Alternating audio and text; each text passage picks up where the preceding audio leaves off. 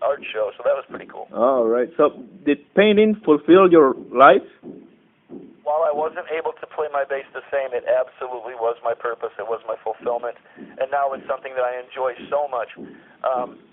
The last year has been completely engulfed in the Newsted band, but when I have a chance to paint again, I do it. I have my own studio and that kind of thing, and I've painted many hundreds of paintings. So yeah, it's a very, very cool thing that I didn't know I had, and once I discovered it, it's something that's just fun every time because I get done with the canvas and I look and I go, wow, I had that inside me. And the same as the songs. I just start playing the songs and it just happens and they just become a song and I'm like, wow. Yeah. I didn't realize I had that song. I didn't realize, that was in there until you start chasing it. So all those are good surprises. We talked about Black Sabbath at the beginning of the interview, and you worked with Tony Iommi actually on the band Who Cares? Yeah. And how did you feel about that? It was maybe like a dream come true. Absolutely, yes. When your greatest hero or the inventor of our music calls you on the phone at your house, says, hey man, you want to come play bass for me? Like, Jesus Christ. Whoa. Okay, what time do you want me there, dude? What time? I'll get on my bike right now. Want me there. But that's all it was. It was a dream. I couldn't believe it was true. At first, I thought it was someone playing a joke on me. Oh, really? Yeah. All of our road crew guys are British, Yeah. And so I thought that it was one of the road crew guys playing a joke on me. And I'm like, who is this? Who is this really? No, man, it's Tony. I'm like, holy shit. You released 3 records with Voivod. Why didn't you stay in the band? Well, it worked out just how it was supposed to. We had songs composed when Piggy was alive. Yeah. We recorded all of the songs that we had together. Once those songs were recorded, I was done because Piggy is gone, and we completed what we had done together, and that was it for me. Okay. And because right at that same time is when I was struggling with my surgeries. Oh. Blackie talked about coming back into the band, and that's all I ever wanted. And I put millions of dollars into Voivod so that they could be alive again, and I never asked for anything back. And it was just so that they could live because I think they're the most unique metal band that's ever been in the history of our time. And so I wanted to make sure they could breathe and live again. And so to get 3 living original members back in the band, and then Dan comes in on guitar, that was just very much in honor of Piggy. He's very much paying homage to Piggy every day. And so to have that unit back like that makes me happier. That's how they're supposed to be. And then at that point, I was already moving on with my other stuff. So about 2008, 2009, we put Infini out. And then Blackie came back in the band, and they started doing their live shows. At that point, I started getting Papa Wheelie back together and started getting my muscles back together and my therapy, building my shoulders back up. By 11, I was able to play bass again, and I got strong. I went back to play the 30th anniversary with Metallica at the end of 2011 once my shoulders were okay. Then I started writing songs for this band, and here we are. Awesome. So it was all very much a natural necessity thing that was supposed to happen. There's no negativity whatsoever. I just played with Voivod in France a month ago. We played at Hellfest together. I played the song Voivod. It was Blackie and I, both bass players, playing at once. And so we cheer each other on. We're fans of each other's bands. We wear each other's bands' T-shirts. And, that's how it is with Voivod. They're my brothers forever. And why didn't you stay in Aussie with Ozzy Osbourne? We had done the whole 2003 European tour, and I was playing in Voivod and Ozzy at the same time. So during the summer of the Ozfest of 2003, I played 62 shows in 60 days. Whoa. Because I played in both bands. Oh, wow. Okay, and then... That's a lot. So when Sharon asked me to join the band, because Robert went to Metallica, 2 days later, Sharon called me and asked me to join their band. I went and joined their band. I went through all of the summer and played the shows that I just explained to you. Then we were going, because I made the deal with her, I'm in Voivod, and I'm not leaving Voivod, so if you want me to play in Ozzy, you have to let Voivod open all the Ozzy shows.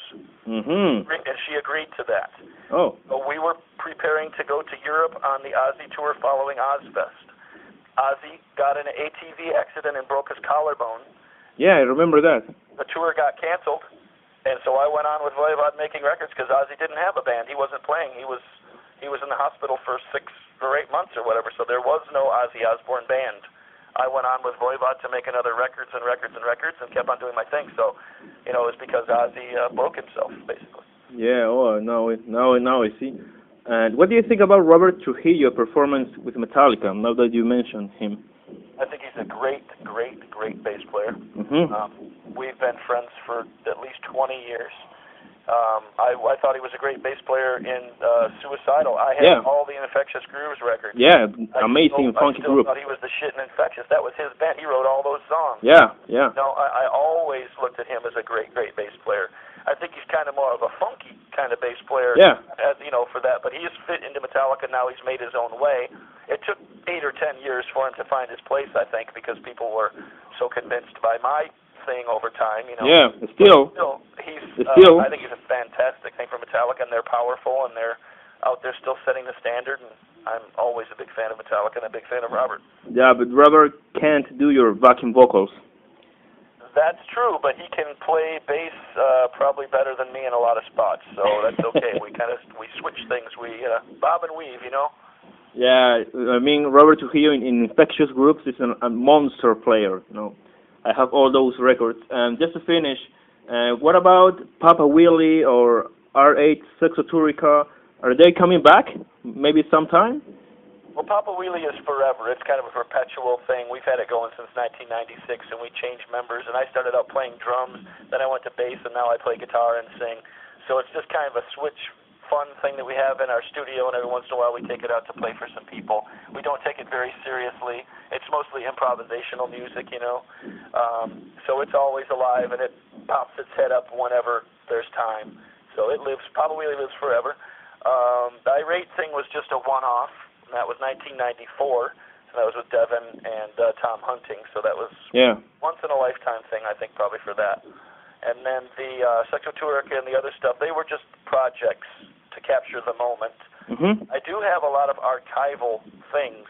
I literally have thousands and thousands of hours of all the projects that we've done with many players from, Machine Head, Exodus, Sepultura, all of the Bay Area bands through different times. So I plan on releasing some of that stuff and sharing with people as the years go by what I consider the Chop House Archive Vault.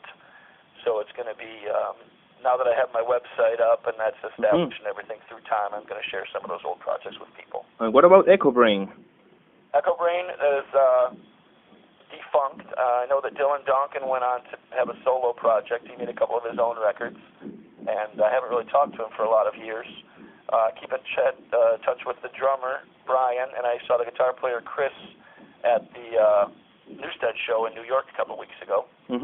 So we're still friends, but Echo Brain was just a kind of a short-lived, very special thing. But I have to tell you that as far as the first Echo Brain record goes, I consider that the masterpiece of my career. Really? I think that it's the very best musical offering that I have ever done. I like the Newsted album, I like the Voivod albums and all that stuff, but I think Echo Brain is the very best thing that I've ever been a part of. How come? It's the most musical diversity, it's the most honest and the most authentic.